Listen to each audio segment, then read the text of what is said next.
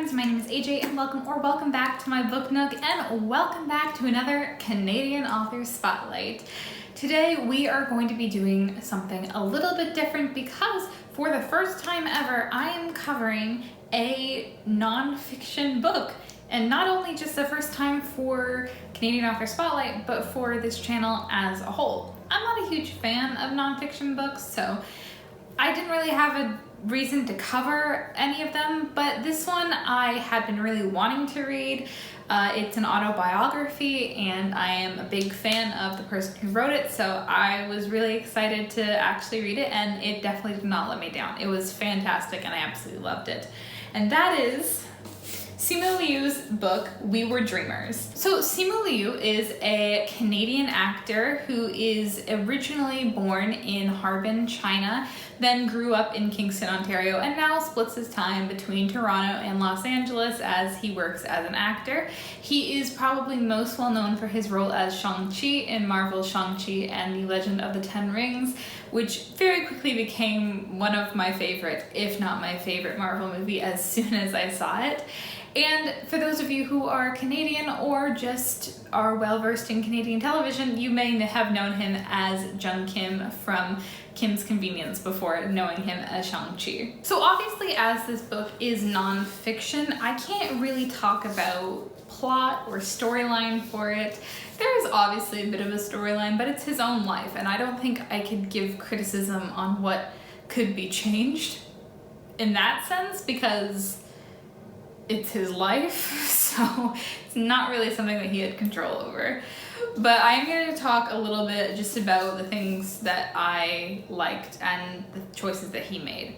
So the first few chapters basically focus on him coming to Canada as a young child, but also focus on his parents' journey to Canada, which I really liked those chapters. We got to see a bit of his parents' background. We got to see a bit of sort of history of life in China when his parents were teenagers and young adults, and how much of a struggle it was for them to try and get into university to get to go to Canada. And I really enjoyed those chapters because as you read this book, especially in his teenage years, he had a very complicated relationship with his parents and is very honest about his relationship with his parents. You know, he doesn't try and hide anything about how it made him feel about the ugly details of it, and I really appreciated that. I really appreciated him being so open to his audience, and it really helps to make you feel like you can connect with him through this book. You know, he shows how there are harsh punishments and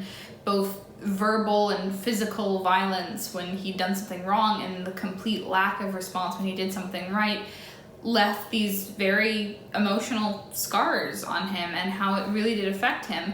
But then he also doesn't try and paint himself as, you know, the complete perfect child who did nothing wrong. Like, he acknowledges that he had issues with, you know, ambition in school sometimes and at work, and he acknowledges that he sometimes would do things purposely to try and hurt them as revenge. And I did appreciate once again that openness of showing both kind of sides of it.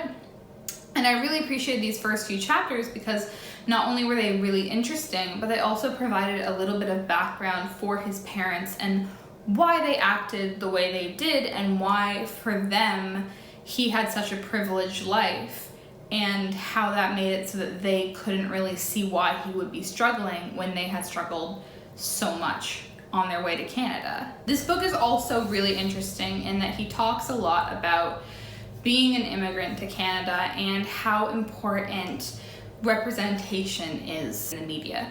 When he starts getting into acting, he's talking about how one of his first roles was this very racist stereotype, and people weren't really talking about representation at that time. And really, he just figured he should take whatever he could get because there weren't that many roles for Asian men. But then as his career progresses and he starts getting roles like Jung Kim in Kim's Convenience, he starts seeing the importance of that, and he starts being more of an ambassador for that. I really loved that. I loved how he was able to talk about that representation from someone who works in media production and how important it is for him and how it affected him growing up. And I loved having those two viewpoints. But not only is this book really emotional and really serious and very interesting, it's also just really, really funny.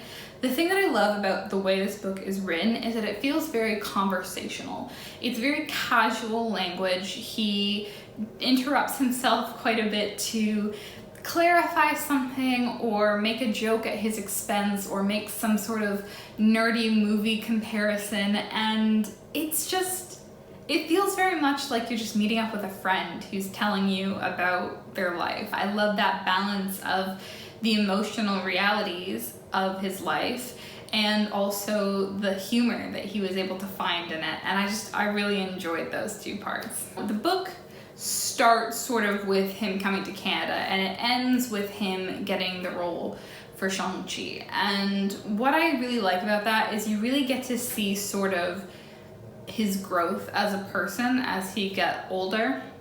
You know, kind of from the university student who would skip class and put in the least amount of effort possible to the Deloitte accountant who just absolutely hated his job and would do anything to like waste time and not actually do it, to the young struggling actor who would take any job that he could find simply because he loved it so much. And I think it was really great because, you know, it shows that it's really not about having drive and ambition that you lack. It's showing that it's finding that thing that causes the drive and ambition to come out. You know, he was never, you know, a bad student or someone who lacked ambition. He just sort of hadn't found that thing that he really loved yet. And I really love how, again, how honest he is with his audience, very upfront about that. But I also love how we get to see him grow, and it just feels very great to see that. And because of that, this book very much feels like a coming of age story. It's really cool to see how both how his childhood affected him growing up, but also, you know, the good moments of his life and the bad moments of his life. And he's just, like I said, very open and very honest with us, and we get to see everything. And I really love that. And I love to see the growth. Like I said, it felt very like 2000s coming of age movie, which I loved. And I just really, really enjoyed it. So I would definitely recommend this. Even if you're not a huge fan of Simu Liu, I would definitely say you should give it a read. It's really, really enjoyable. So, what are my final thoughts? Overall, I really, really enjoyed We Were Dreamers. I'm typically not a memoir kind of person, but I really, really enjoyed this one.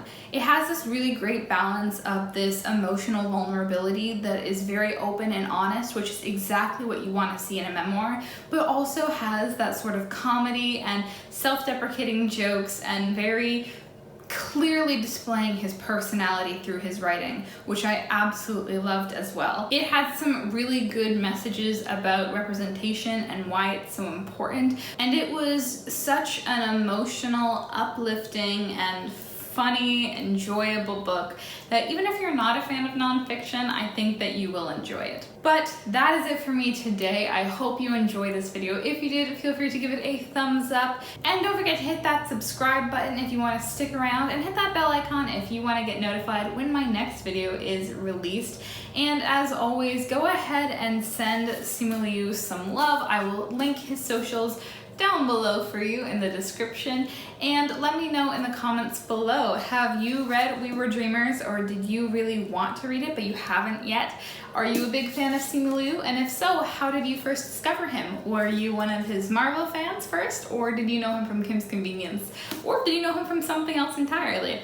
Let me know in the comments below. I'd love to have a conversation with all of you, but that is it for me today. I hope you enjoyed, and I will see all of you lovely people in the next video. Bye!